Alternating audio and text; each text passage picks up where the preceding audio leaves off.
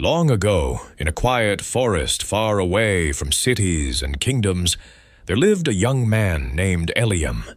He lived a simple life, surrounded by towering trees, flowing streams, and the gentle music of nature. Though the forest was peaceful, Eliam's life was not easy. Both of his parents were blind. From the time he was old enough to walk, Eliam took full responsibility for their care. He gently guided them along narrow forest paths, gathered fruits and roots for their meals, and fetched fresh water each day from a distant stream. He never complained, never felt burdened, and never wished for a different life. Serving his parents with love and devotion was his greatest happiness. Eliam spoke softly to them, painting pictures with his words. He described the golden sunlight filtering through the leaves, birds resting on branches, and the calm ripples dancing across the water.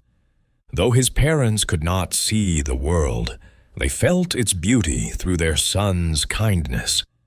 One day, a king entered the forest on a hunting journey.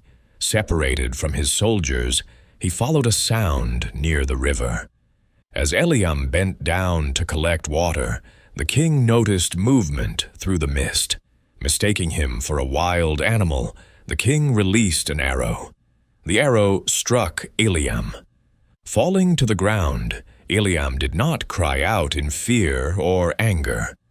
With the little strength he had left, he called out to the king and spoke gently. He explained who he was and told him about his blind parents waiting helplessly in the forest, completely dependent on him for survival. Hearing this, the king was filled with deep sorrow and regret. He had not wounded a beast, he had harmed a son of pure virtue. Shaken with guilt, the king rushed to Eliam's parents and confessed what he had done, his voice trembling with remorse. The blind parents were devastated, yet they did not curse the king. With hearts full of truth and compassion, they offered only prayers for their son's life. At that moment, the god who lived in the forest witnessed the tragedy and appeared as an old traveler, walking slowly along the forest path. He gave water to the dying Eliam and comforted his grieving parents. Blessing them with long life, the old man quietly walked away and vanished into the forest. Through the power of truth, virtue, and Eliam's selfless devotion, a miracle occurred. Eliam returned to life.